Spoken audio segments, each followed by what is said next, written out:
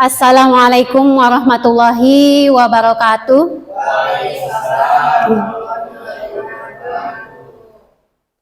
Jalan-jalan ke rumah Bang Mamat. Pulangnya jangan lupa beli tomat. Kalau Bapak Ibu Guru pengen selamat nih dunia akhirat, ayo saya ucap salam, kita jawab salam sekali lagi dengan semangat ya. Assalamualaikum warahmatullahi wabarakatuh.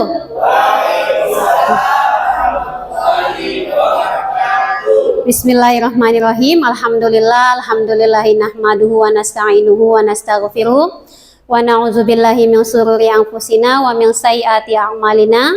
May yahdihillahu fala mudhillalah wa may yudlilhu fala hadiyalah. Shadaqallahul azim. Yang sama-sama kita hormati yaitu pimpinan kita, ibunda kita, Kepala Sekolah SDN Tegal Alur 19 Petang, yaitu Ibu Hajah Lili Setiawati SPD. Mudah-mudahan beliau selalu diberikan kelimpahan rizki yang barokah oleh Allah Subhanahu wa Ta'ala, beserta diberikan kesehatan yang sangat baik. Semoga dalam menjalankan aktivitas sehari-harinya selalu dengan kondisi yang fit, baik, hingga akhirnya sukses di dunia wal akhirah. Juga yang tentunya ya teman-teman semuanya yang saya sangat hormati pada kesempatan hari ini, alhamdulillah saya sudah diberikan kesempatan juga sama teman-teman di sini. Semoga kita semua dapat kesehatan yang baik juga oleh Allah Subhanahu wa Ta'ala. Puji syukur senantiasa kita panjatkan kehadirat Allah Subhanahu wa Ta'ala. Di siang hari ini cuacanya enak mungkin untuk ngerjain tugas-tugas yang lain, tapi saya meminta izin sebentar demi untuk menyelesaikan tugas saya dalam program pendidikan guru penggerak. Nah, ini adalah modul 1 di ujung 1.4 tentang budaya positif modul ini. Nah, ini rangkaian tugas saya sebagai calon guru penggerak. Pada tugas ini saya harus memaparkan atau melakukan diseminasi materi yang udah saya pelajari bersama fasilitator saya, juga teman-teman CGP lain. Jadi ditugaskan kita di LMS itu untuk memberikan suatu paparan budaya positif. Tentang budaya positif ini kita tentang praktik baik pada teman-teman saya ini. Jadi kita ngerembes sedikit lah ilmunya, walaupun sebetulnya saya juga di sini nggak bermaksud apa-apa, bukan orang yang pinter juga, bukan orang yang bisa juga, tapi saya mencoba untuk memaparkan aja, mencoba untuk berusaha. Salawat teriring salam selalu tentunya selalu kita hadiahkan pada baginda kita, yaitu Nabi besar kita, Nabi Muhammad Sallallahu Alaihi Wasallam. Semoga kita selalu mendapatkan syafaat beliau, terutama nanti di yaumil akhir nanti. Teman-teman semuanya yang saya banggakan, yang saya hormati, hari ini saya melakukan diseminasi terkait disiplin positif atau nilai kebajikan universal. Ini dalam pendidikan guru penggerak, ini ada di modul 1, di ujung modul 1, yaitu modul 1.4. Nah, ini tentang budaya positif. Nah, sebelumnya teman-teman nih, sebelum kita melangkahkan lebih jauh lagi ke slide-slide berikutnya, apa sih budaya positif itu, bagaimana sih cara penerapannya, lalu tentang kebajikan universal, kita akan bermain dulu sebentar. Cobalah buka. Nah, Bapak Ibu, sekarang saya minta coba kepalkan tangannya deh, masing-masing kita kepel dulu nih tangan kita sekencang-kencangnya. Nah, lalu yang satu jadi A, misalnya saya jadi si A, nih Bu Eti jadi A, nanti Bu Haji Lili jadi B, nah begitu juga yang lain. Nah, ini yang satu nih, yang B ini bertugas berusaha membuka kepalan tangan yang udah kita kepal ini. Caranya yang membuka bukan kita sendiri ya, tapi orang lain atau rekan kita. Misalnya Pak P dibuka sama Pak Dani, Pak Jaja kepalanya berusaha dibuka sama Pak Erwin, atau nanti berbagi peran sebaliknya. Bu Epti misalnya berusaha dibuka sama Bu Haji Rahma, Bu Haji Lili berusaha dibuka sama Umi. Nah, berusaha, tapi Bapak Ibu semua, walaupun kepalan ini mau dibuka nih sama temen, kita nih punya prinsip, berusaha punya motif apa di dalam diri kita yang jangan sampai kepalan ini kebuka gitu. Ya kalau nanti ujung-ujungnya kebuka, ya nanti akan saya tanya alasannya dibuka tuh karena apa, gitu ya. Jadi dikepel sekencang-kencangnya, lalu temennya rekan kita berusaha membuka. Dalam membuka ini boleh ngegelitik, kan namanya maksa buka. Boleh menghardik, boleh memarahi, boleh ngebujuk, dikasih apa? Biar kebuka nih kepalan tangan. Nah, kita mulai ya. Saya hitung ya. Oke. 1, 2, 3. Oh, berusaha yang jadi A ngepel, yang lain ngebujuk. Ya, misalnya Umi Vera berusaha membuka kepalan Bu Haji Lili dengan sekuat tenaga. Iya, bagaimana? Nggak kebuka nggak apa-apa. Jadi nggak harus kebuka. Nggak boleh sambil berdiri. Nah, ya, boleh dikelitikin, boleh dimarahin, boleh. Atau boleh dibujuk, dikasih duit 100.000, boleh. Ya, oke, sekarang posisinya dibalik. Maaf Bapak Ibu, sekarang posisinya dibalik. Yang tadi temennya jadi B itu yang ngebuka, sekarang kebel. Gantian, kita gantian. Bisa nggak kebuka nggak? Gantian, berusaha. Boleh ngegelitik, boleh ngasih duit 100.000, boleh. Pokoknya maksa, boleh maksa. Nah. Oke, boleh maksa. Iya, oke, 30 detik. Wah, Umi kebuka. Iya. Pak Erwin kebuka ya, Pak Erwin ya? Ya, oke. Maksa ya. Ya, baik, Bapak Ibu semuanya. Oke. Dari kepalan tangan yang tadi berusaha nih dibuka sama teman kita ya. Misalnya Anda yang tadi nih ya, Anda adalah A, tugas Anda adalah mengepalkan salah satu tangan Anda, yang tadi tuh kita lakukan. Coba Anda bayangkan bahwa Anda menyimpan sesuatu yang sangat berharga di dalam kepalan tangan Anda. Anda perlu menjaga benda tersebut sekuat tenaga. Karena begitu pentingnya bagi kita, umpamanya kepalan itu. Nah, tugas teman yang satu lagi tadi, rekan kita misalnya, mencoba ngebuka dengan segala cara kepalan tangan tersebut. Yang B ini boleh membujuk, menghardik, mengintimidasi boleh.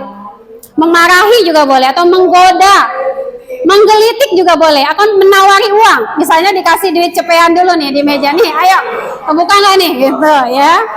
Nah, agar bersedia membuka kepalan tangan. Nah, kita lihat lagi ya di slide berikutnya. Ini ada pertanyaan pemantik yang sudah saya tulis. Nomor satunya, apakah Anda atau B membuka kepalan tangan Anda? Nah, kira-kira tadi yang ngebuka siapa nih? Yang udah kebuka, yang jadi A dah. Pak Jaja kebuka tadi ya sama Pak Erwin. Pak P sama Pak Dani kebuka nggak tangannya? Oh, Pak, kalau Pak P nggak kebuka ya? Kalau kalau Bu Haji Rahma sama Bu Epti, oh sepakat. Ya nanti pasti punya alasan kenapa sepakat untuk tidak membuka. Kalau Bu Haji Lili sama Bu Vera, Bu kebuka. Tapi Bu Haji Lili sama sekali saya lihat nggak kebuka ya. Oke. Nah, mengapa? Apa alasan Anda atau B membuka kepala? Oke, sekarang saya tanya. Ya, saya mau tanya dulu sama Bu Epti. Kita sepakat untuk tidak membuka tadi kata Bu Epti. Alasan Bu Epti kenapa tuh? Ya, nanti Pak Jaja ya. Nah, alasan Bu Epti kenapa? Nggak apa-apa Bu Epti, utarakan aja. Kita sifatnya santai. Oh gitu. Oh, nggak mau ribet ya.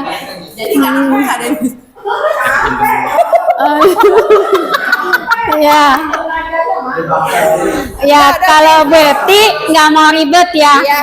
Kalau Pak Jaja silakan berikan ke Pak Jaja. Tadi Pak Jaja ini nih sama Pak Erwin. Pak Erwin membuka paksa Pak Jaja tadi ya? Apa gimana? Sebenarnya jawabannya bagi saya, kalau Pak Erwin tadi membuka dengan paksa, saya tidak berdaya. Tadi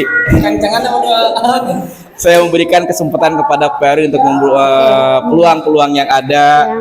dengan memberikan kesempatannya untuk membuka. Jadi hidup itu simpel dan tidak mudah untuk untuk dipersulit. Karena mungkin Pak Erwin membutuhkan dan saya pun harus berbagi. Silakanlah kamu buka dengan harapan Pak Erwin bisa dan pantas. Oke, coba mic-nya diberikan Bu Haji Lili atau Umi Vera, alasannya.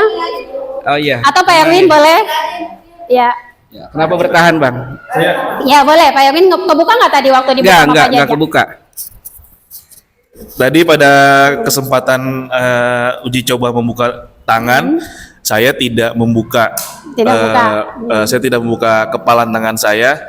Apapun yang dilakukan oleh Pak Jaja, saya tetap konsisten untuk menjaga apa yang ada di dalam tangan saya, seperti itu. Baik, ya.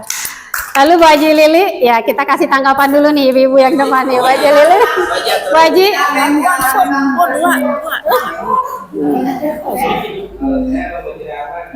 Baik, terima kasih. Yang ini aja ya? Yang ini aja kan? Ya dua-duanya nggak apa-apa. Ya udah itu aja Bu Haji. Nah. Terima kasih atas kesempatan saya untuk menanggapi hal ini. Kenapa saya kepalanya sengaja nggak saya buka? Karena dalam pikiran saya hari ini sedang mengerjakan PMM. Jadi konsisten. Jadi gitu ya, konsisten, ya. Pengennya kalau bisa ya hari ini tuntas gitu kan. Tapi ya itulah apa istilahnya. Pribadi saya kalau sudah mood udah pengennya ya langsung tuntas hari ini karena nggak mau tertunda-tunda tugas itu. Iya, Bu Haji. Alasan saya ya. Alasan Bu Haji. Kalau Umi Vera, silakan boleh Umi utarakan alasannya. Bu Haji Rama belum ya? Alasan saya buka aja. Iya. Ya udahlah, saya buka aja. Pasrah gitu ya, Mia, pasrah buka aja. Iya, sakit juga tangan saya daripada saya sakit. Udah saya buka aja gitu. Gitu saya, ya itu kayak Pak Jaja juga, berbagi aja lah. Gitu nggak usah repot-repot hidup itu. Jangan bikin susah juga. Iya. Ngapain sih ribet-ribet dikepel gitu ya? Oke, Bu Haji Rahma, kasih ke Bu Haji Rahma. Alasan Bu Haji Rahma biar semuanya menderita. Yang kedua nggak dicoba, yang kedua. Ini orang apa ya alasannya? Alasan ya, saya. Alasan Bu Haji Rahma. Ya terima kasih alasan kenapa tangan tetap mengepal karena saya merasa ini hak saya gitu loh. Bu Haji Rahma ya. Kenapa Anda memaksa gitu untuk membukanya gitu ya? Jadi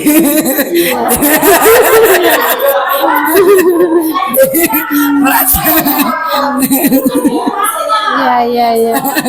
saya orangnya nggak suka dipaksa. Mantap. Orangnya nggak suka dipaksa. Jadi kalau emang ini punya saya udah. Ya udah gitu ya. Keyakinannya ya udah ya.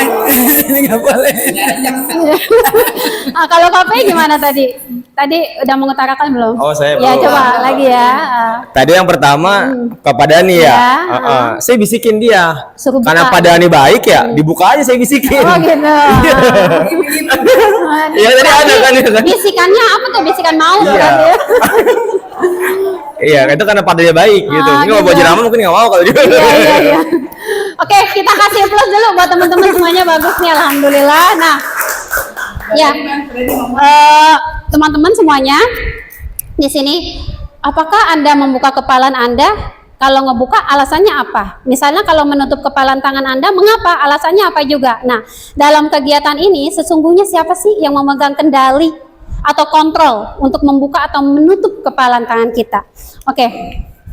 Nah, ini kemungkinan jawaban yang muncul ya. Tadi teman-teman udah hampir sama seperti ini. Jadi pertanyaan pertama dan kedua bervariasi tentunya jawabannya antara bersedia membuka dan yang tetap bertahan menutup kepalan tangannya. Lalu pertanyaan ketiga yang tadi, siapakah yang sesungguhnya, nah ini digelapin ini, di bold, siapakah yang sesungguhnya memegang kontrol? Yang menutup kepalan tangan atau yang berusaha dengan segala cara untuk membuka kepalan tangan rekannya? Nah, jawabannya tentu kita sendiri yang memegang kontrol atas kepalan tangan kita. Apakah kita membuka atau menutup kepalan tangan kita itu tergantung pada diri kita masing-masing sesuai dengan kebutuhan kita saat itu. Kalau misalnya kita terpancing dengan iming-iming, ya udah gue buka aja, pasrah gitu kan. Kalau misalnya kita konsisten dengan keyakinan kita yang ada, itu nggak bakalan terbuka. Apapun yang terjadi, ya ada tsunami sekalipun, BFT berusaha membuka tangan Bu Haji Rama, nggak kebuka tuh. Udah air bah udah datang, biarin aja nih ngepel terus ya kayak gitu. Nah sesungguhnya itu sebetulnya Bapak Ibu itu terjadi pada murid-murid kita yang ketika kita itu kalau melakukan peraturan, nah mereka itu sebetulnya kadang kebuka, kadang enggak gitu, tergantung nanti bagaimana langkah kita, cara kita. Oke, kita buka ya slide selanjutnya. Nah, di sini Bapak Ibu semua, ketika yang tadi yang saya maksud dengan sebuah kepalan tangan enggak kebuka, pada saat di kelas, misalnya seorang guru, guru itu anggaplah guru yang strength gitu ya, anak itu takut sama guru tersebut.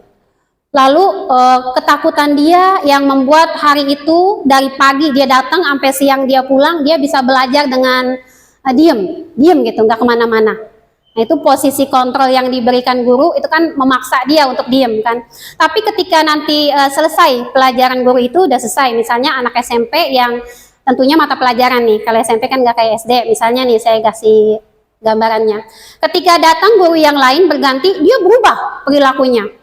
Dia nggak sama gitu, tindak kelakuan dia tidak sama dengan guru yang tadi sebelumnya yang dia anggap strength itu menakutkan, nggak sama lagi. Nah di sini Bapak Ibu, bagaimana seseorang bisa berubah dari paradigma stimulus respon kepada pendekatan teori kontrol. Nah ini berdasarkan ini ya, Stephen R. Covey ya bacanya ini, Principle Center Leadership. Nah ini mengatakan bahwa bila kita ingin membuat kemajuan perlahan, sedikit-sedikit ubahlah sikap atau perilaku kita. Namun bila kita ingin memperbaiki cara-cara utama, jadi cara-cara utama di sini, maka kita perlu mengubah kerangka acuannya. Kita mengubah kerangka acuannya. Ubahlah bagaimana Anda melihat dunia, bagaimana Anda berpikir tentang manusia, ubahlah paradigma Anda. Skema pemahaman dan penjelasan aspek-aspek tertentu tentang realitas. Ini maksudnya bagaimana ya? Oke. Burem ya, Bapak Ibu ya? Mohon izin kalau agak burem tapi masih terbaca nggak dikit-dikit? Oke. Di sini teori stimulus respon itu nanti yang sedang di dalam modul 1.4 CGP ini, teori stimulus respon ini diganti, maksudnya kita mengubahnya menjadi teori kontrol guru di sini. Nah, kalau realitas kebutuhan kita sama, ternyata pada teori kontrol kebutuhan kita berbeda-beda setiap orang. Kalau pada teori ini semua orang melihat hal yang sama, pada teori ini setiap orang memiliki gambaran berbeda. Kita mencoba mengubah orang agar berpandangan sama dengan kita. Yang ini kita berusaha memahami pandangan orang lain tentang dunia. Perilaku buruk dilihat sebagai suatu kesalahan. Nah ini poinnya. Jadi kita menganggap bahwa anak yang melakukan hal buruk itu suatu kesalahan dalam stimulus respon. Wah udah dicap anak bandel, anak jelek gitu ya. Dia melakukan suatu kesalahan. Tapi pada teori kontrol, semua perilaku itu ada tujuannya. Kalau misalnya seorang pencuri, dia lapar, dia mencuri makanan. Kalau dalam teori stimulus respon kita anggap itu suatu kejahatan ya. Tapi kalau kita lihat dalam teori kontrol, perilaku pencuri yang dilakukan itu kayak curi makanan itu pasti ada tujuannya. Kenapa dia mencuri makanan? Tujuannya apa? Nah, yang akan kita pelajari seperti itu. Lalu orang lain bisa mengontrol saya pada stimulus respon. Sementara pada teori kontrol ini hanya Anda yang bisa mengontrol diri Anda. Lalu saya bisa mengontrol orang lain. Nah, ternyata tidak bisa. Anda tidak bisa mengontrol orang lain. Jadi kita sendiri yang mengontrol diri kita. Nah, pemaksaan ada pada saat bujukan gagal. Nah, di sini teori kontrol ini kolaborasi dan konsensus menciptakan pilihan-pilihan baru. Model berpikir menang kalah. Kalau ini beda lagi, model berpikirnya menang. Jadi nggak ada istilah menang kalah. Oke, Bapak Ibu, dari gambaran yang tadi kepalan tangan yang sudah saya tampilkan, lalu kita lihat ke makna kata disiplin. Pastilah udah pada tahu, saya yakin Bapak Ibu, saya juga yakin banget nih, bukan maksud saya apa-apa atau merasa sok bisa, tidak. Ini kita berbagi pengetahuan aja ya teman-teman. Jadi makna kata disiplin menurut Bapak Pendidikan kita, Ki Hajar Dewantara, menyatakan bahwa di mana ada kemerdekaan, disitulah harus ada disiplin. Kedisiplinan itu di mana ada kemerdekaan, disitulah harus ada disiplin yang kuat. Dia bilang begitu, kemerdekaan ya di sini poinnya. Sungguh pun disiplin itu bersifat self disiplin, yaitu kita sendiri yang mewajibkan kita dengan sekeras-kerasnya, tetapi itu sama aja. Sebab jikalau kita tidak cakap melakukan self disiplin, wajiblah penguasa lain yang mendisiplinkan diri kita, dan peraturan demikian itu harus ada di dalam suasana yang merdeka. Jadi intinya manusia merdeka itulah yang bisa melaksanakan suatu kedisiplinan yang muncul dari dalam dirinya sendiri. Jadi internal, motivasi internal yang muncul. Ya, ini berdasarkan pemikiran Ki Hajar Dewantara. Baik, Bapak Ibu. Nah, di situ Ki Hajar menyatakan bahwa untuk mencapai kemerdekaan atau dalam konteks pendidikan kita saat ini, untuk menciptakan murid yang merdeka, syarat utamanya adalah harus ada disiplin yang kuat. Disiplin yang dimaksud adalah disiplin diri yang memiliki motivasi internal. Jadi motivasi itu terbangun dari dalam dirinya. Jadi bukan karena ada paksaan orang lain atau bukan karena suatu peraturan di sekolah. Seumpama kita sebagai seorang pegawai, kita berusaha pagi-pagi buat datang dengan tujuan macam-macam tuh mungkin. Motivasi yang ada dalam dirinya sendiri tuh, motivasi yang terbentuk, terbangun, pasti berbeda-beda, ya tidak sama. Tetapi motivasi yang paling baik sesungguhnya tentunya itu motivasi internal. Jadi yang terbangun di dalam dirinya sendiri. Dia disiplin karena memang menghargai dirinya sendiri.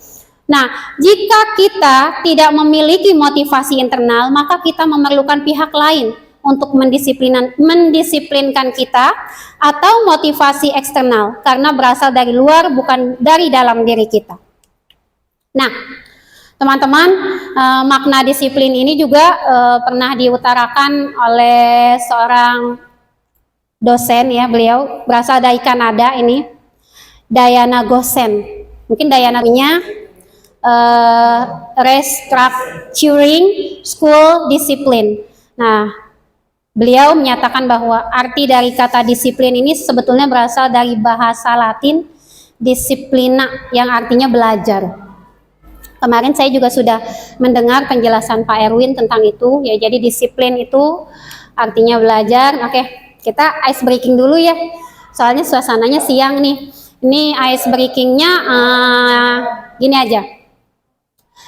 Awal akhir, tapi tidak tahu ini apakah awal atau akhir. Jadi kalau saya bilang suatu negara, nanti yang saya tunjuk atau yang saya panggil namanya, menyebutkan nama negara itu, misalnya saya bilang Kanada. Kanada belakangnya hurufnya apa tuh? A. Sebutkan, bikin kalimat juga dari nama negara yang belakangnya huruf A. Nama negara lagi. Misalnya gini. Saya jalan-jalan ke Amerika, Bu Epti, bikin kalimat lagi.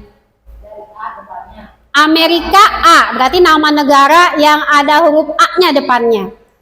Misalnya Australia, tapi kalimatnya beda bentukannya, gitu. Ya oke, jangan Bu Epti dulu deh ya, contoh yang lain. Oke, habis yang paling dekat dengan tatapan mata saya Bu Epti. Ya oke. Kita ganti ya. Saya jalan-jalan ke Malaysia, Pak Erwin. Amerika punya patung Liberty. Oke, Pak Jaja. Tadi kan Amerika, berarti negara yang ada huruf A-nya lagi. Awalnya.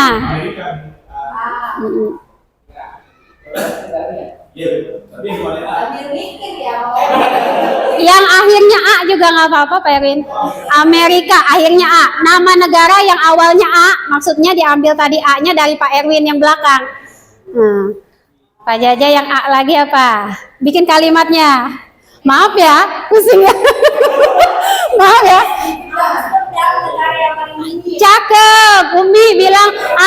Amsterdam negara yang paling dingin. Umi boleh dilempar ke siapa? Kalimat Umi boleh dilempar. Ya, Bepti. Kalau Bepti tadi Umi bilangnya Amsterdam, Bepti lain. Amsterdam berarti M. Negara yang depannya hurufnya M. Bikin kalimat. Saya nonton bola ke Maroko. Wis, nah, cakep. Cakep, Oke. Bepti. Maroko, negara yang depannya O. Iya. Kemarin timnas Indonesia melawan Oman dan dimenangkan dengan pertandingan Indonesia 3-0. Cakep, Oman. Mau dilempar ke siapa? Dilempar ke Baju Rama. Wajib Rama. Oman N, negara yang depannya M.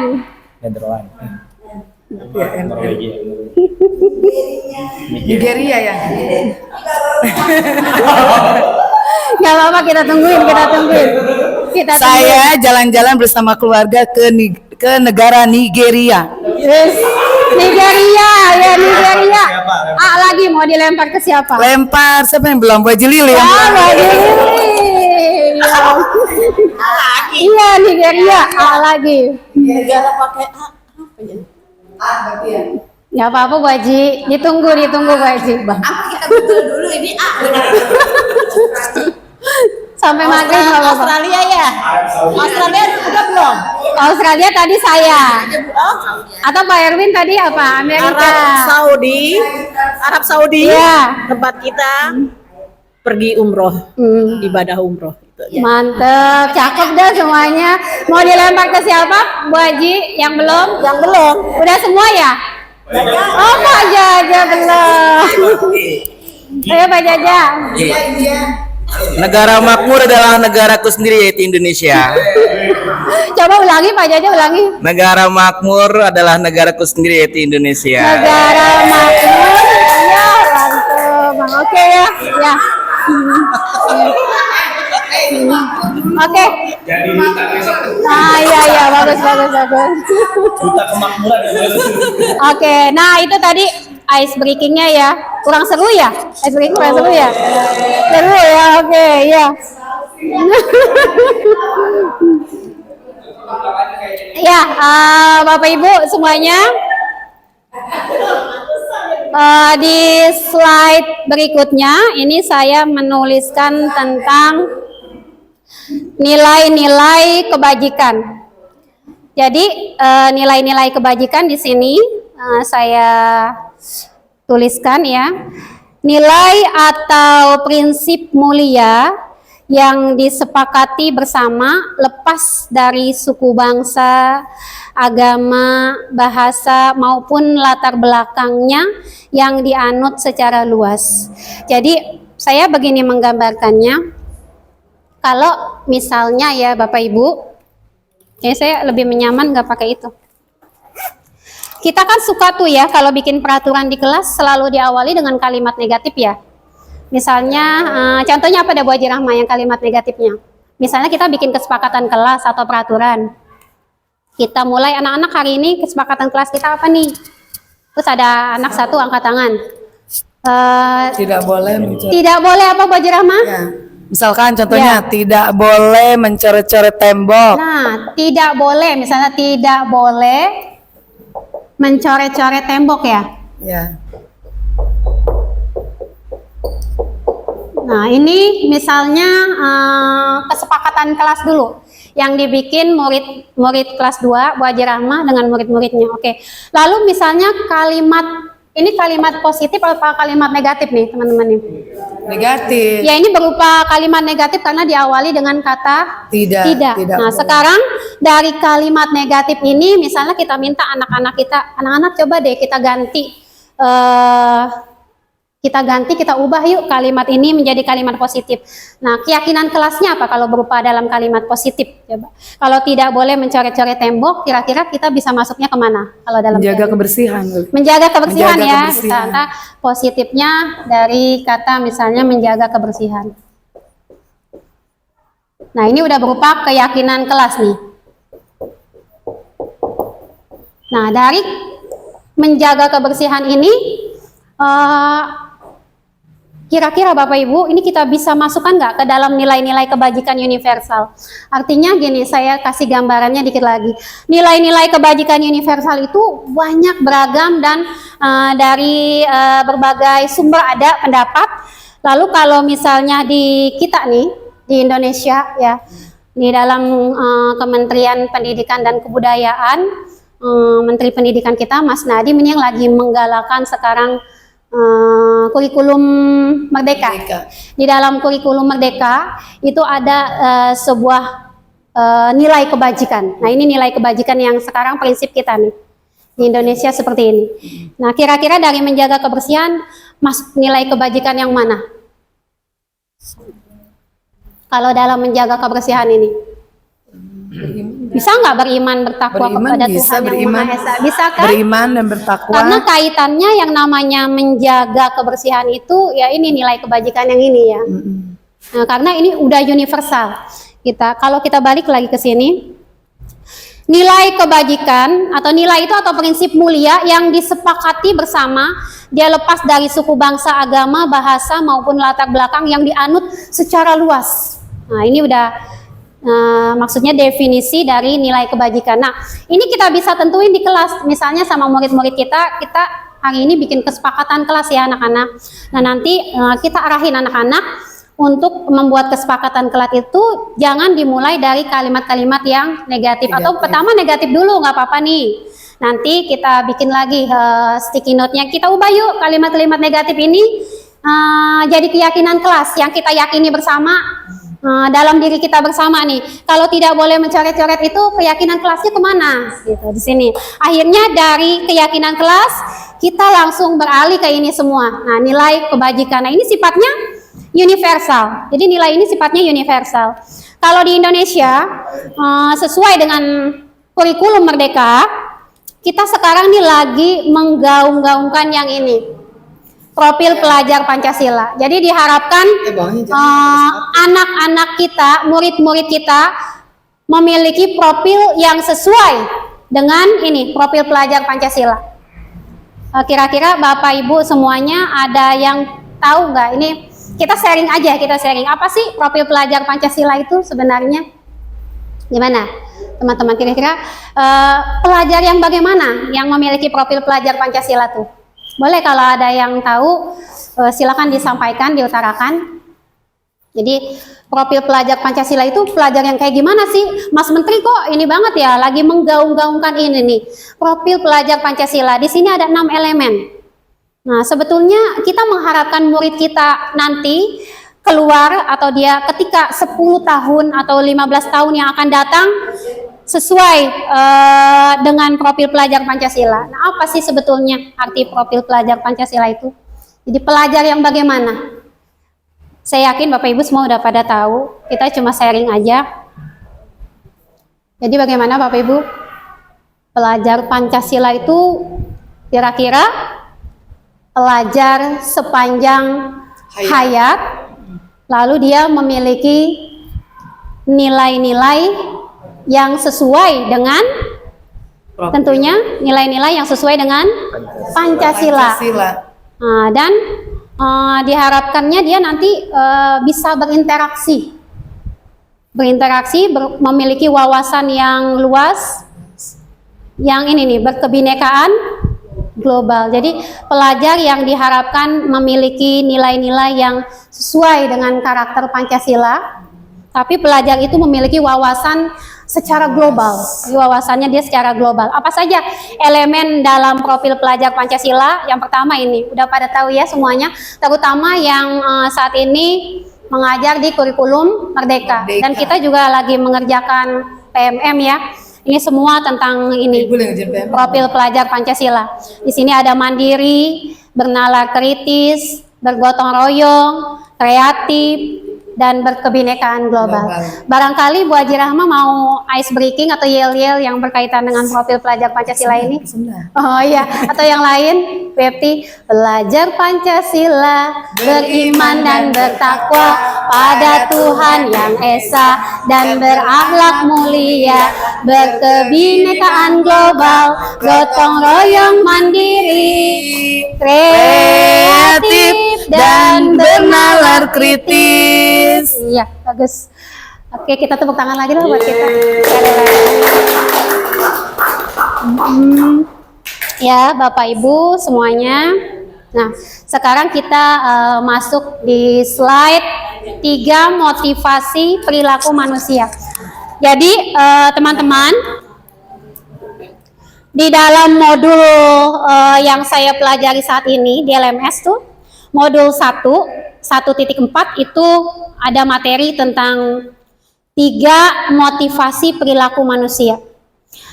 Tadi slide-slide sebelumnya sudah saya gambarkan bahwa kita ini melakukan sesuatu itu berdasarkan teori kontrol itu, kita jangan langsung menuduh atau menjudge orang itu, wah ini jelek nih, gitu ya. Wah kelakuannya nggak bener nih, anak nakal nih. Tidak, kalau berdasarkan teori teori tadi itu, kita itu melihat anak tersebut, kita pelajari dulu, kita dalami dulu. Tujuan dan maksud anak itu karena apa? Misalnya ada seorang anak yang nggak bisa diem.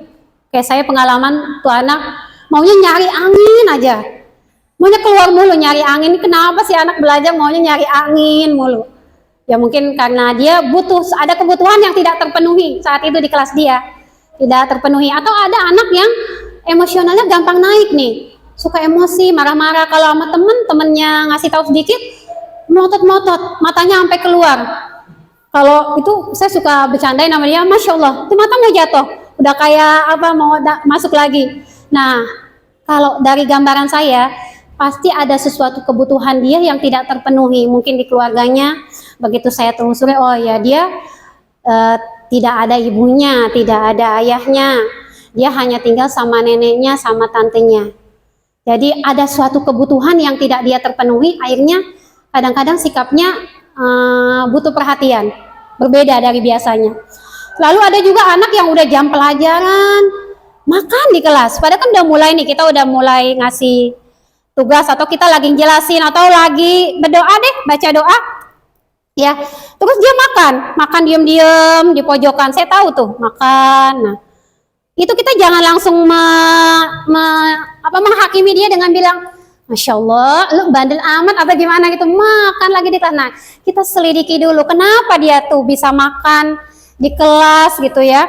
Nah, teman-teman semuanya, dari tadi yang sudah saya sampaikan, ternyata sebetulnya kita ini sebagai manusia ini ada 3 yang memotivasi perilaku kita untuk melakukan sesuatu.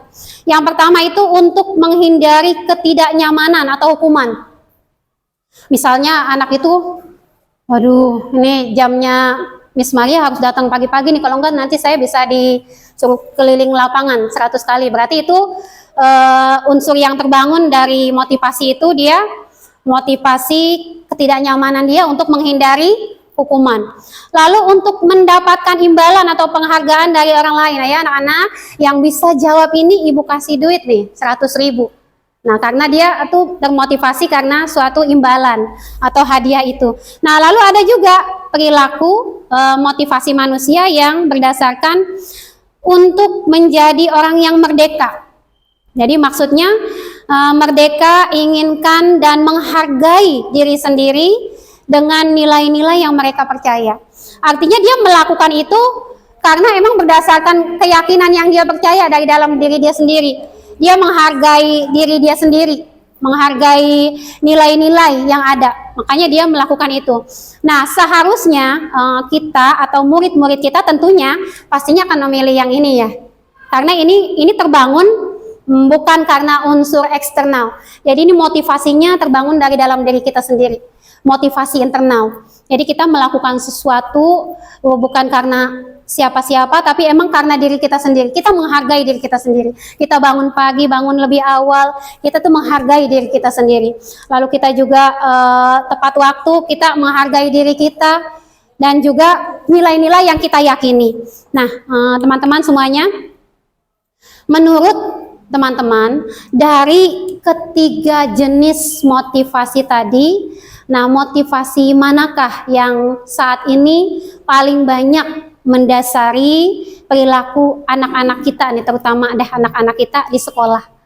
Kira-kira tuh dari ketiga motivasi ini nih. Kalau anak-anak tentunya motivasi mana nih yang terbangun dalam diri mereka itu? Apakah motivasi yang ini? Benar nggak? Benar ya? Kadang anak apa-apa takut. Ada satu murid saya tanya, kamu gimana sih gini-gini? Dia langsung cerita, iya miss, mas saya galak banget, saya kalau bangun tidur disiram dulu katanya. Baru bangun, Masya Allah kamu. Ya terus di meja udah rapi, ada baju seragam, ada semuanya lah miss, tas, tinggal jalan gitu. Iya berarti motivasi dia untuk berangkat ke sekolah ini karena ini nih, rasa takut dia sama emaknya. Kadang dia di sekolah tuh bete, banyak banget dah alasan dia. Motivasi yang muncul mungkin karena ini. Ya. Jadi kalau menurut teman-teman semua, kira-kira murid-murid itu apa sudah terbangun tuh motivasi internal dalam dirinya? Yang ketiga tadi, seperti ini nih. Ya, belum ya. Dari perilaku 3 motivasi perilaku manusia, masih jadi PR kita nih untuk menjadikan seperti ini. Kita aja sama ya, masih begitu ya, kita sendiri gitu. Nah makanya di sini kita mau sama-sama belajar lah untuk mengetahui lebih dalam tentang modul budaya positif ini ya. Lalu nah di sini ada yang dari teori motivasi tadi yang dituliskan oleh pakar pendidikan Dayana Gosen itu tentang hukuman, konsekuensi, restitusi. Nah, di sini kita mau tahu satu persatu apa sih hukuman, apa itu konsekuensi, apa itu restitusi. Sebelum saya masuk ke slide berikutnya, Bapak Ibu ada yang bisa menggambarkan nggak? Sambil dimakanin kali kayaknya ngantuk deh. Saya terlalu kaku ya. Iya. Oke, hukuman tuh gimana ya kira-kira? Contohnya misalnya, contoh hukuman. Ya, Pak P dah contohnya.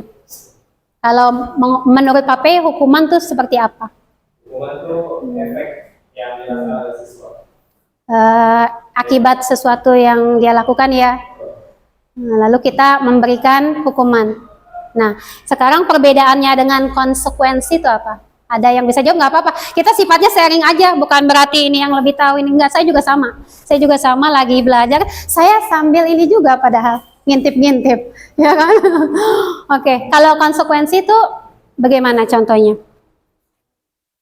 Mungkin Bu Haji Rahma, Bu Epti, atau Pak Erwin, atau Ibu, Pak Jaja, atau Pak Dani. Konsekuensi seperti apa?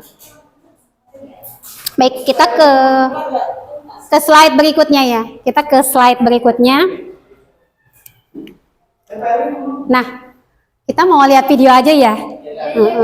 Di sini nanti kita akan tahu perbandingan hukuman, konsekuensi, PS restitusi. Bapak Guru sekalian, setelah kita sudah belajar konsep hukuman dan konsekuensi, maka kali ini kita akan belajar mengenai restitusi.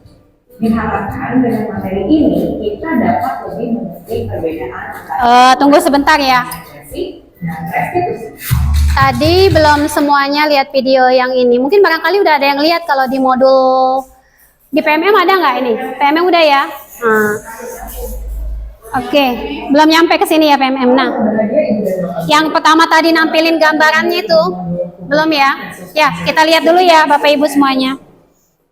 Ibu dan Bapak Guru sekalian, setelah kita sudah belajar konsep hukuman dan konsekuensi, maka kali ini kita akan belajar mengenai restitusi. Diharapkan dengan materi ini kita dapat lebih mengerti perbedaan antara hukuman, konsekuensi, dan restitusi.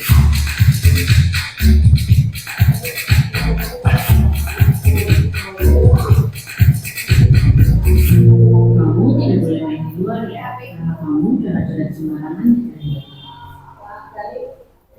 Tadi pagi aku sampai 20 menit. Maka aku harus 20 menit lagi.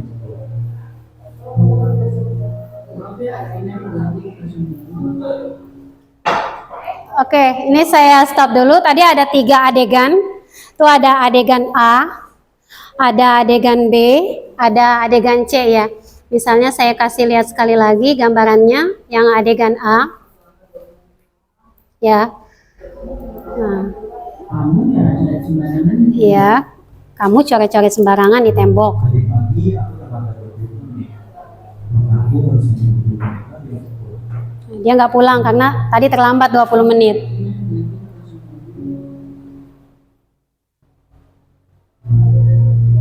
Mari kita bermain dulu yuk. Nah. Tadi sudah diperlihatkan 3 kasus. Silahkan Ibu dan Bapak Guru pilih ya. Kasus mana yang merupakan konsekuensi, hukuman, dan restitusi. Kalau mau menyiapkan pensil dan kertas juga boleh, dicatat ya. Bagaimana Ibu dan Bapak Guru? Apakah sudah ditentukan? Jawabannya disimpan dulu ya.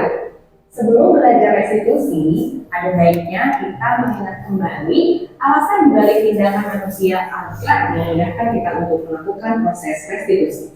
Pernahkah terpikir oleh Ibu dan Bapak Guru jika ada murid melakukan pelanggaran di sekolah tanpa kita menghakimi dulu nih, kira-kira kenapa ya mereka melakukan hal tersebut? Pada modul restitusi yang lalu, kita sudah belajar mengenai 5 kebutuhan dasar manusia yang diungkapkan oleh Dr. William Blazer. Apakah Ibu dan Bapak Guru ingat? Ada kebutuhan dasar bertahan hidup, cinta dan kasih sayang, penguasaan, kebebasan, dan kesenangan. Setiap tindakan yang kita lakukan merupakan upaya kita untuk memenuhi salah satu kebutuhan dasar yang tadi disebutkan. Dalam upaya tersebut, kita menggunakan berbagai cara. Bisa dengan cara yang positif, bisa juga cara yang negatif, seperti melanggar peraturan. Dengan kata lain, manusia dapat melakukan kesalahan agar bisa memenuhi kebutuhan dasar. Hal ini juga bisa terjadi pada murid kita. Yuk kita coba untuk lebih mengerti lagi. Sebenarnya kebutuhan dasar apa sih yang mereka ingin penuhi? Untuk lebih jelasnya, mari kita analisis kasus A, B, dan C berikut ini. Kasus A adalah murid TK mencoret-coret tembok. Jika alasannya karena iseng dan bosan, maka dia mencari kebebasan. Jika jawabannya adalah karena dia senang melakukannya, maka itu adalah kesenangan yang berusaha dipenuhi. Kasus B adalah murid SMP yang datang terlambat 20 menit. Jika alasannya adalah karena ia harus membantu ibunya, maka ia sedang memenuhi kebutuhan hidup. Jika ia mengatakan bahwa ia kesiangan, ibunya tidak membangunkannya, maka ia mungkin sedang berupaya memenuhi cinta dan kasih sayang. Ia ingin diperhatikan oleh gurunya atau ibunya, karena gurunya pasti akan melaporkan hal tersebut pada orang tuanya. Kasus C adalah murid SD yang merobek kertas temannya. Jika alasan sang murid adalah karena kesal pada temannya dan ingin temannya menuruti keinginannya, maka ia sedang memenuhi kebutuhan penguasaan. Dengan mengerti dan membuka diri atas beragamnya kebutuhan dasar manusia, maka kita bisa memberikan ruang kepercayaan dan empati pada setiap kesalahan murid. Ketika kita bisa mengerti kebutuhan apa yang sedang tidak ingin penuhi, reaksi kita akan menjadi lebih tenang, tidak menghakimi. Kita bisa berkomunikasi dengan lebih baik kepada murid. Disinilah proses restitusi bisa kita mulai. Dengan memahami kebutuhan dasar manusia, kita menjadi lebih sadar bahwa murid kita sebenarnya adalah manusia, sama seperti kita. Mereka juga bisa salah. Tugas kita adalah membimbing mereka untuk belajar memperbaiki kesalahannya. Pada konsep hukuman dan konsekuensi, kita belum mengajarkan kepada mereka bagaimana memperbaiki kesalahannya. Dalam kedua konsep ini, mereka hanya sekedar menjalankan sanksi. Terkadang kita merasa capek karena banyaknya pekerjaan. Jadi kita memilih jalur cepat bagi murid untuk menyelesaikan masalahnya, yaitu melalui hukuman dan konsekuensi. Ini tidak melatih murid untuk mempunyai perilaku berpikir kritis sebagai pemecah masalah yang baik. Pada restitusi, kita menanamkan rasa percaya, memberikan ruang refleksi dan diskusi untuk mereka bisa memilih solusi terbaik dalam memperbaiki masalah mereka. Dengan memberikan kebebasan kepada mereka untuk memperbaiki masalahnya, maka kita sudah memberikan hak kemerdekaan kepada mereka untuk belajar atas kesalahannya. Dengan ini, kita juga sudah memenuhi satu kebutuhan dasar murid, yaitu kebebasan. Terkadang kita masih suka bingung dan terjebak tentang konsekuensi dan restitusi. Kita suka menyebut setiap solusi yang keluar dari ide murid itu sendiri. Hal itu merupakan restitusi. Kita perlu lihat lagi, apakah solusi itu mempunyai korelasi logis untuk memperbaiki masalahnya, atau mereka hanya sekedar menjalani konsekuensi. Mari kita kembali melihat kasus A, B, dan C yang Ibu dan Bapak Guru sudah kategorikan. Kita akan lebih jelas melihat perbedaan antara hukuman, konsekuensi, dan restitusi. Pada kasus A, murid mencoret-coret tembok lalu tidak boleh mengikuti sesi bermain. Mari kita analisis, adakah korelasi yang logis antara mencoret tembok dengan tidak dapat sesi bermain? Lalu bagaimana dengan tembok yang kotor? Siapa yang membersihkan? Pada kasus ini, murid hanya menerima hukuman atas tindakan pelanggarannya. Untuk jenjang PAUD, ini bisa membuat murid menjadi trauma, takut, dan mungkin saja jadi benci pada gurunya. Dia akan menganggap sekolah tidak menyenangkan karena sesi bermain telah direnggut darinya. Karena terkadang mereka belum mengerti apakah tindakannya salah atau benar. Mungkin dia di rumah boleh mencoret tembok. Kita perlu berikan waktu dan pengertian lebih kepada mereka untuk memaknai tindakan yang benar atau salah. Pada kasus B, murid datang terlambat, lalu dia memilih untuk tinggal sesuai jumlah waktu keterlambatannya. Jika tidak ada proses diskusi tentang mengapa dia terlambat dan bagaimana dia bisa mengatasinya agar besok bisa tepat waktu, maka ini adalah bentuk konsekuensi. Meskipun murid memilih sendiri solusinya, tapi tidak ada perbaikan akan masalah keterlambatan. Ajaklah murid untuk mengidentifikasi masalah keterlambatannya. Tanyakan pada mereka apa yang bisa dilakukan untuk mengatasi masalah tersebut. Pada kasus C, murid merobek kertas temannya. Ia meminta maaf dan memilih untuk mengganti kertas tersebut. Dengan meminta maaf, maka ia sudah mengerti bahwa ia berbuat salah. Tentu kita harus pastikan bahwa meminta maaf memang pilihannya, bukan karena paksaan orang lain. Lalu dengan ia mengganti kertas temannya yang robek, kita bisa melihat usahanya untuk bertanggung jawab, memperbaiki kesalahannya. Sepertinya di sini murid sudah mengerti bahwa kesalahan itu harus diperbaiki dan bukan hanya selesai dengan minta maaf. Jika solusi ini adalah atas usul murid sendiri, maka restitusi sudah terjadi. Ya, baik Bapak Ibu semuanya, dari ketiga kasus tadi ya yang digambarkan tuh A, B, C, di situ kita mulai paham bahwa hukuman, konsekuensi, PS restitusi itu ternyata sangat berbeda ya. Nah tadi yang kasus A, guru TK tersebut, guru PAUD tersebut dia memberikan hukuman tapi tidak sesuai. Tidak sesuai, ini anak mencoret-coret tembok. Hukumannya apa tadi Bapak Ibu? Nah, kok ada emang ada kaitannya antara mencoret-coret tembok dengan tidak boleh bermain? Nah, itu hukuman. Nah, hukuman ini menjauhkan siswa dari kelompoknya, terus dia malah down, minder gitu ya. Lalu konsekuensi sebetulnya beberapa kita sering mungkin melakukan konsekuensi, tapi kurang tepat juga jalannya. Jadi kayak konsekuensi kesalahan yang udah pernah kita buat, kira-kira apa nih digantinya? Nah itu contoh tadi kasus B ya. Kalau misalnya dia terlambat datang sekolah terus 20 menit lagi nanti dia nggak boleh pulang, nunggu lagi. Nah itu mungkin konsekuensi yang harus dia terima.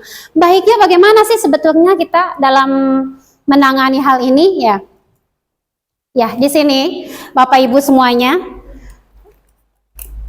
di dalam modul 1.4 itu saya pun baru mengetahui dan baru memahami setelah saya belajar di pendidikan CGP ini. Oh iya, ternyata jika anak berbuat salah itu pasti atas dasar kebutuhan dia yang tidak terpenuhi saat itu.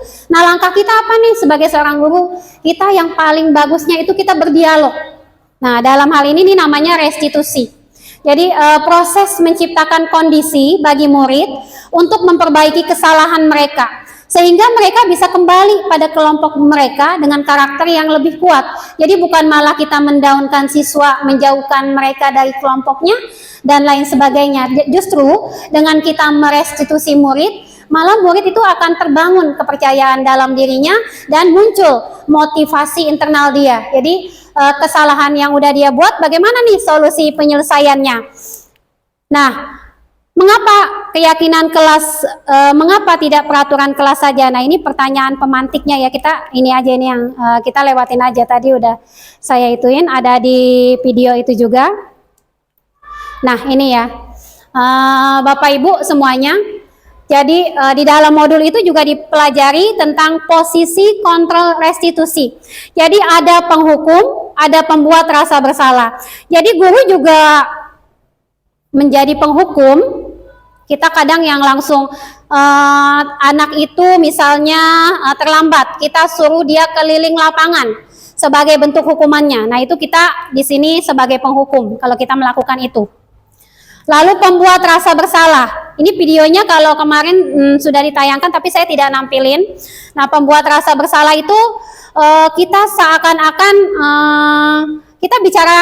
kita bicaranya lembut sama anak itu, tidak menghardik, tidak kasar, tidak menghakimi, tapi kita dalam nyakitin banget.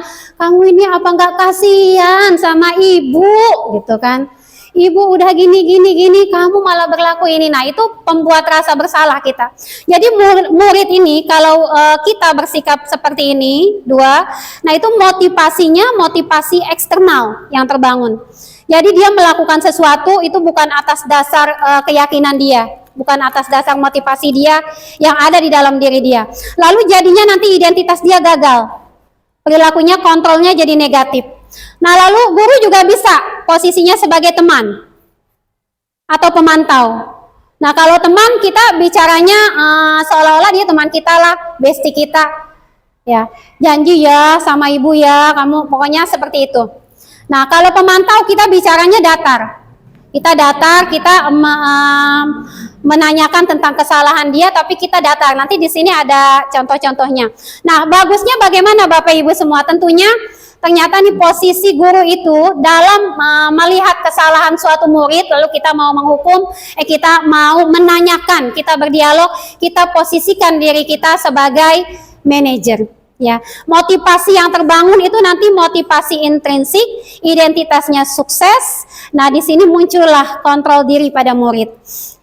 Bapak Ibu, restitusi di sini adalah proses menciptakan kondisi bagi murid untuk memperbaiki kesalahan mereka sehingga mereka bisa kembali pada kelompok mereka dengan karakter yang lebih kuat. Nah, ini dia segitiga restitusi, itu ada 3 langkahnya. Nanti saya nampilin videonya. Satu di akhir tentang segitiga restitusi, yang bawah ini menstabilkan identitas. Nanti pada bagian mana kita berdialog dengan anak, menstabilkan identitas, nanti ada contohnya. Lalu setelah itu kita validasi tindakan yang salah. Jadi tindakan dia yang tadi udah salah itu kita validasi. Nah, setelah emosinya atau kita udah menstabilkan dirinya, identitasnya udah kita stabilkan, validasi tindakan dia, kita sudah memvalidasi tindakan dia yang salah, nanti barulah kita menanyakan keyakinan pada dia. Nah, bagaimana itu gambarannya? Bisa saya di sini memberikan contohnya. Ya, lagi loading ya. Nah, ini ada videonya tentang penerapan segitiga restitusi. Salam dan bahagia, Ibu dan Bapak Guru hebat. Pada video kali ini kita akan membahas tentang salah satu program disiplin positif yang diterapkan di lingkungan sekolah yang dikenal dengan nama restitusi. Itu istilah yang baru saya dengar. Saya jujur aja, kalau Bapak Ibu mungkin juga sama ya. Ini ada restitusi gitu. Gimana sih? Nah, ternyata ada langkah-langkahnya. Berlandaskan pada teori kontrol Dr. Indonesia. Segitiga restitusi adalah suatu proses dialog yang dijalankan oleh guru atau orang tua agar dapat menghasilkan murid yang mandiri dan bertanggung jawab. Pada saat guru di posisi manajer, aspek yang dikembangkan pada murid adalah motivasi intrinsik, sehingga penanaman nilai-nilai kebajikan dapat tumbuh dan berkembang menjadi suatu kebiasaan positif yang akhirnya membentuk karakter. Proses dialog ini terdiri dari 3 langkah yang digambarkan pada 3 sisi pada segitiga restitusi. Sisi pertama adalah menstabilkan identitas. Sisi yang kedua adalah validasi tindakan yang salah. Dan sisi yang ketiga adalah menanyakan keyakinan. Ibu dan bapak guru, berikut ini akan ditunjukkan bagaimana seorang guru berada dalam posisi manajer menggunakan penerapan segitiga restitusi. Nah, ini contohnya seorang guru sedang menerapkan segitiga restitusi. Dia posisinya sebagai manajer ya. Ada anak muridnya yang melakukan suatu kesalahan. Enggak ada lagi ya.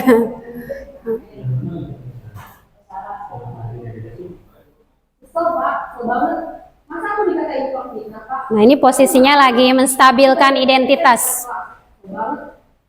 Oh begitu, ya pasti kemungkinan ada yang besar. Maka juga anak apabila ada yang menuduh bapak seperti itu. Kemudian pada saat itu kamu mau melakukan apa? Ya saya harus memakai mereka lah Pak. Kalau banget, saya bentak-bentak dia di depan lain. Oh begitu. Ini posisi yang kedua nih Bapak Ibu, validasi tindakan salah. Iya lah, masa saya diam saja Pak. Ya saya bela diri lah. Masa saya diam-diam. Ya wajar mempertahankan harga diri itu sesuatu yang penting. Untung kamu tidak bertindak seperti kata-kata. Hanya mengatakan. Iya Pak. Jadi dia yang tadinya emosi jadi langsung melembut.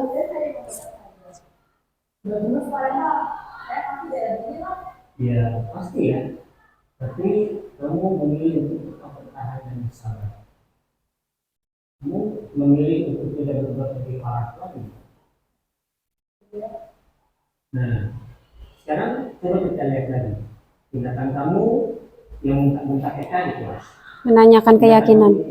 Kira-kira sesuai dengan keyakinan kelas atau lebih pasti? Enggak lah Pak. Capek Pak di rumah. Jadi keyakinan atau prinsip mana yang sesuai dengan keinginan kamu? Ya, saya sebenarnya sangat menghargai orang lain.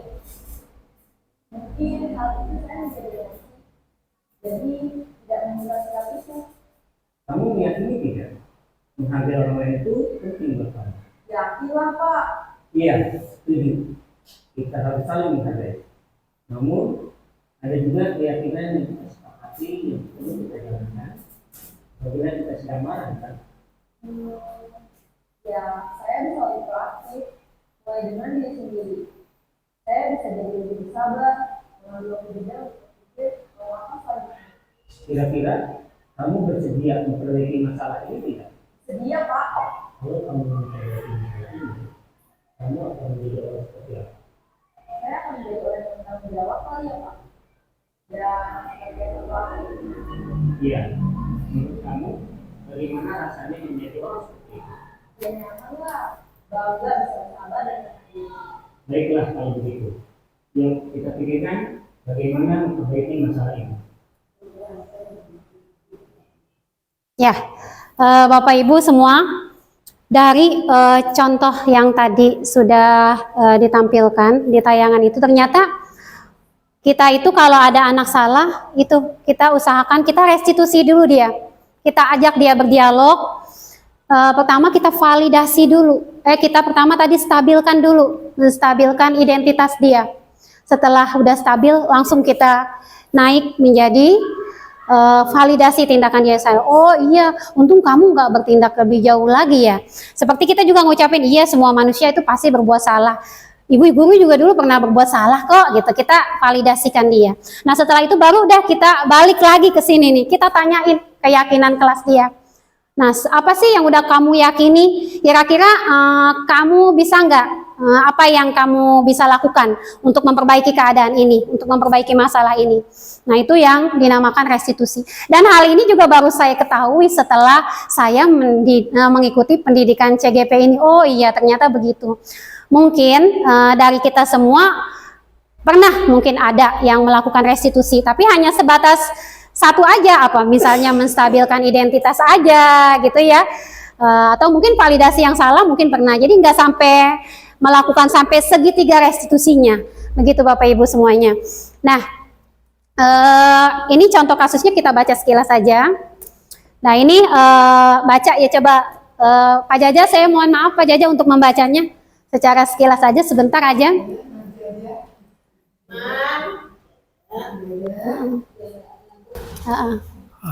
Anto dan Dino sedang bermain bersama di lapangan basket dan tiba-tiba terlibat dalam sebuah pertengkaran adu mulut. Sambil Dino kita pahami pun ya. menjadi emosi dan mengadakan kontak fisik, menarik kemeja Anto dengan kasar sampai 3 kancingnya terlepas.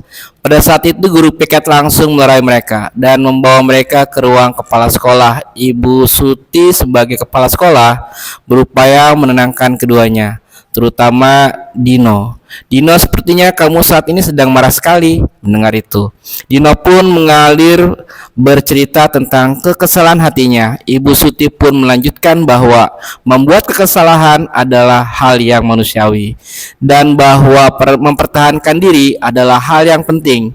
Namun meminta Dino memikirkan cara lain yang mungkin lebih efektif karena saat ini Dino berada di ruang kepala sekolah. Nah, ini lebih banyak.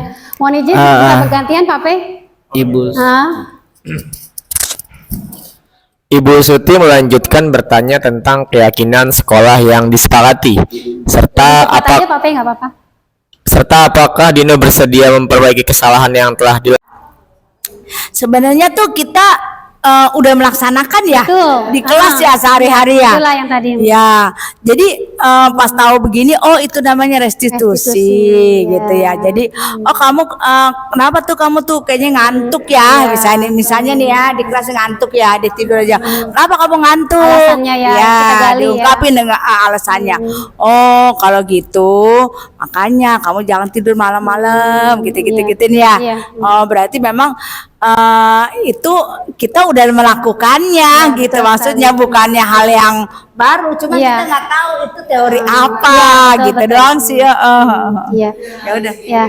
Jadi ini berupa tanggapan ya Mi ya.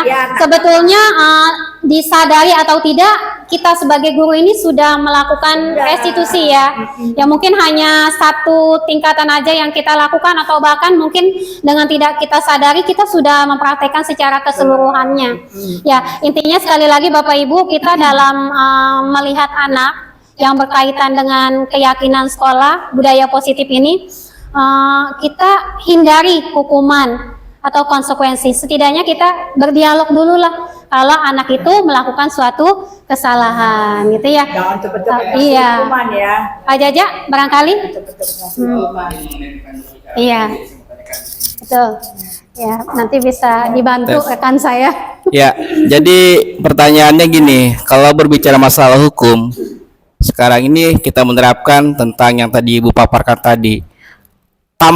Apakah ada jera buat mereka sehingga dengan hukuman yang kita berikan itu bisa membuat jera tentunya, ataupun bagaimana seperti apa, jangan sampai mereka tidak mendapatkan hukuman sehingga berbuat ulang dan adanya suatu kebebasan seperti yang kita lihat sekarang, kejadian-kejadian malah guru banyak dilaporkan banyak kesalahan, padahal guru di sini adalah untuk mendidik siswa dan mengarahkan siswa. Tetapi malah hukum sekarang ini malah terbalik sehingga guru yang dihukum kepada oleh siswa. Itu bagaimana ke depannya? Itu terus caranya seperti apa agar siswa itu memang benar-benar tidak mengulangi suatu kesalahan di mata guru, sedangkan kalau tadi dipaparkan antara hukum dan restitusi, konsekuensi dan lain sebagainya. Apakah itu tidak bisa membuat mereka jera, atau bisa juga menambahkan mereka mengulang hal tersebut kembali, kesalahan mereka, dan tidak bisa yang kita inginkan mereka itu tidak mengulangi suatu kesalahan tersebut lah, gitu. Jangan mengulang kembali, padahal itu adalah hukuman buat mereka. Yang pada dasarnya kita mengarahkan, mendidik, dan memberikan mereka itu biar tampak jera yang sebenarnya. Tapi kenapa sekarang hukum terbalik gitu maksudnya? Oke, guru dihukum sampai 50 JT, bukan juta lagi JT. Guru agama tuh ya.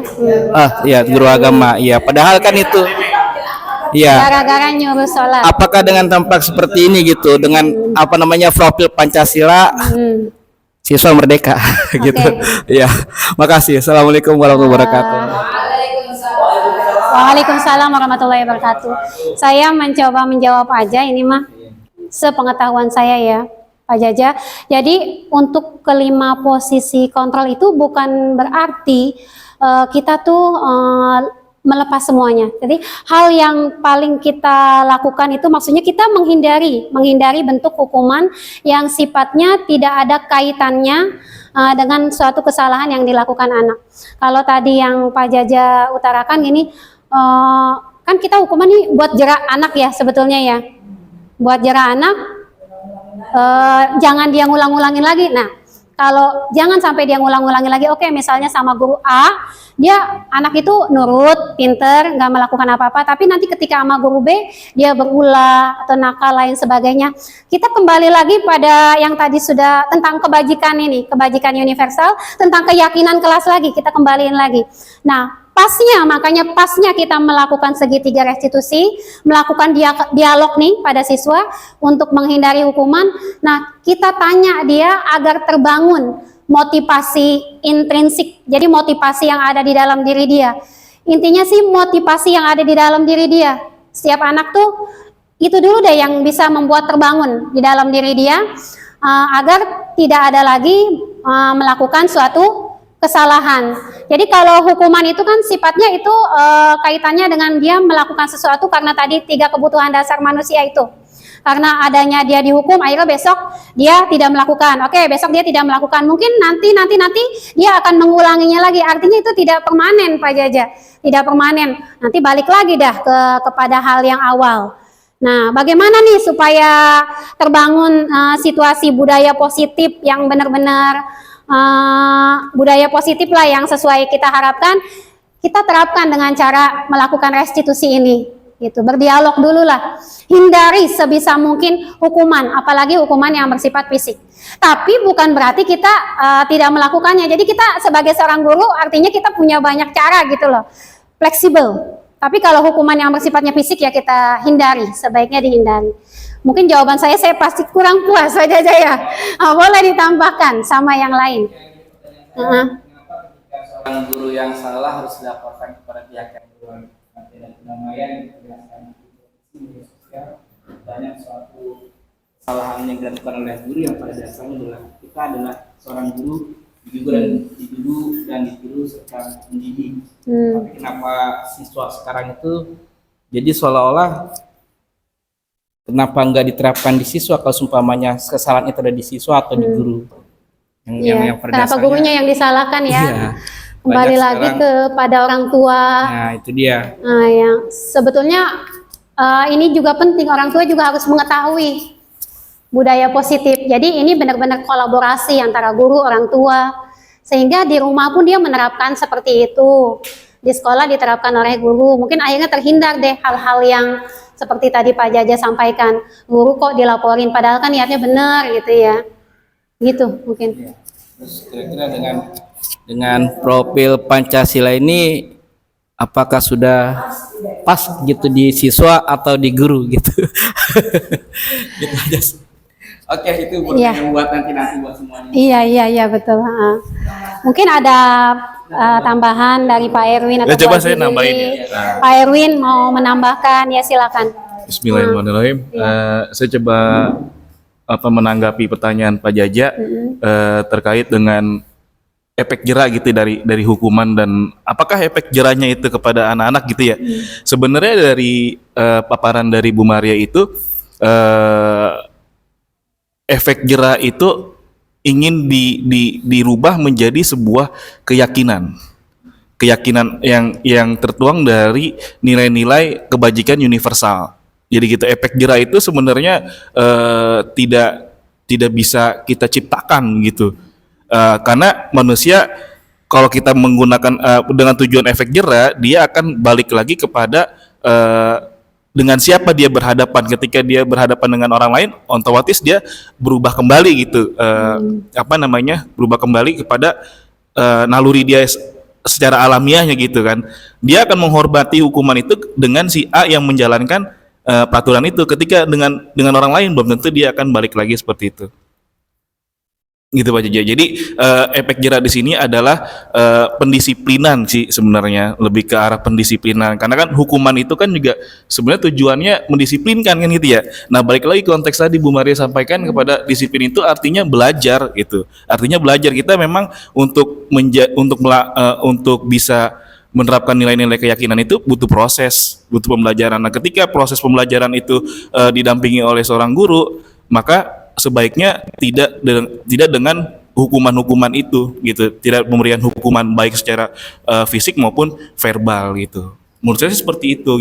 Dari harapan dari budaya positif itu seperti itu gitu. Dengan hukuman, konsekuensi memang pada muaranya ingin menciptakan anak-anak itu yang disiplin. Nah, disiplin secara artiannya itu tadi belajar, bukan dengan menegakkan peraturan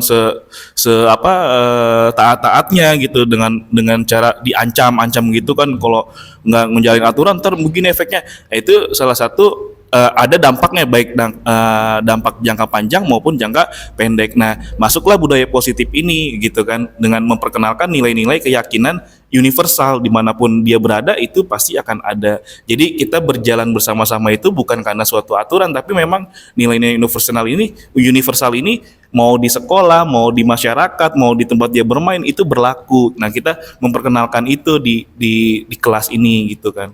Menurut saya seperti itu. Kalau misalkan fenomena sekarang guru dihukum, ya mungkin karena memang hukumannya itu tidak mendidik gitu. Artinya ada satu sisi yang dirugikan gitu dengan tindakan seperti itu. Nah, itulah yang budaya positif ini yang mau disebarkan kepada kita semua, biar profesi kita juga sebenarnya terlindungi gitu, tidak ada kasus-kasus seperti itu lagi gitu kan.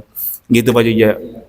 Justru itu Bang, yang namanya yang dilindunginya itu seperti apa, sampai guru aja sampai ada yang dibalikan dan bahkan diadili. Yang pada dasarnya adalah tadi saya bilang digugu dan ditiru. Tapi malah kebalikan, masa seorang guru sampai segitunya, padahal kan yang tadi saya bilang ya, walaupun mendapatkan tadi disebutkan oleh Pak Erwin yang pada dasarnya walaupun tidak dengan caranya hukuman tersebut yang diinginkan, kenapa sih dari seorang siswa harus memberikan kembali hukuman tersebut kepada gurunya itu sampai segitunya gitu.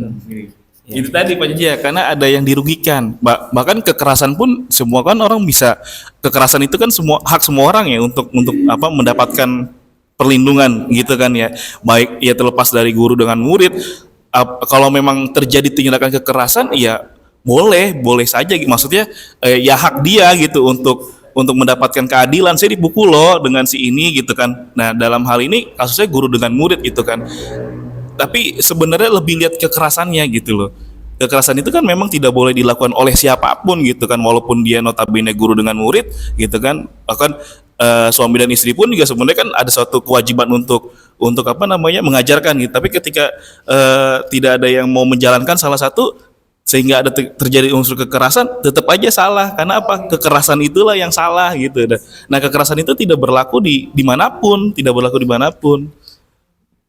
Menurut saya sih seperti itu aja. Makanya budaya positif itu masuk ke dalam pendidikan merdeka belajar, yaitu ingin mengubah mindset pola lama kepada pola baru terhadap budaya, masuknya ke dalam budaya positif tadi gitu. Kekerasannya mungkin hanya di luar kekerasan, jangan sampai kerugian kali ya. Iya, karena tadi dia melapor karena merasa rugikan, ada yang dirasa sakit, ada yang dirasa dan lain-lain gitu. Zaman dulu, makanya zaman sekarang berubah nih. Makanya inilah tugas-tugasnya Bu Maria untuk menyebarkan budaya positif. Oh ternyata budaya positif tuh ini ya gitu. Diminta tuh tidak ada lagi hukuman lagi gitu. Iya. Ya, baik, terima kasih Pak Jaja ya. Ya Bu Haji, silakan. Jadi kalau boleh menyimpulkan dari perdebatan antara Pak Jaja dengan Pak Erwin, jadi saya ambil kesimpulan bahwa dengan budaya positif ya. Jadi kita mengajarkan menyadarkan kepada kita sebagai guru.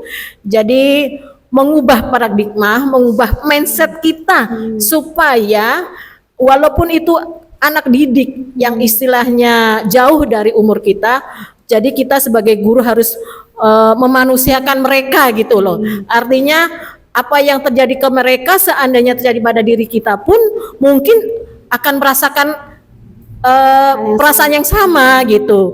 Jadi seandainya ada murid-murid kita yang sekiranya bermasalah, disitulah ladang pahala kita untuk mencari jalan keluarnya supaya anak itu merasa nyaman. Kalau anak itu merasa nyaman kepada kita, insya Allah anak itu akan selalu itu tadi akan menggugu dan ditiru ya kita sebagai guru. Mungkin itu yang jadi kesimpulan saya. Terima kasih. Pak Bu Maria. Wassalamualaikum warahmatullahi wabarakatuh. Terima kasih Bapak Ibu semuanya. Jadi intinya kita ngelihat dulu kebutuhan apa yang murid butuhkan ya, sebelum kita tuh ambil tindakan. Ya, baik semuanya, saya ucapkan sekali lagi atas paparan ini dan teman-teman yang udah memberikan tanggapannya. Saya ucapkan terima kasih banyak dan saya ucapkan mohon maaf juga. Saya akhiri dengan kata-kata wassalamualaikum warahmatullahi wabarakatuh.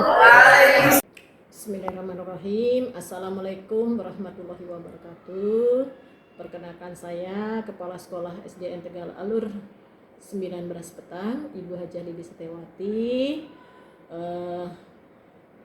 Guru kami alhamdulillah menjadi CGP di tahap ini, namanya Bu Maria Upah. Mudah-mudahan dengan menjadi calon guru penggerak, guru saya semakin bertambah kemampuannya, bertambah ilmunya, dan dapat membawa perubahan di sekolah kami dan berbagi ilmu kepada teman-teman yang lain supaya 19 Petang semakin oke.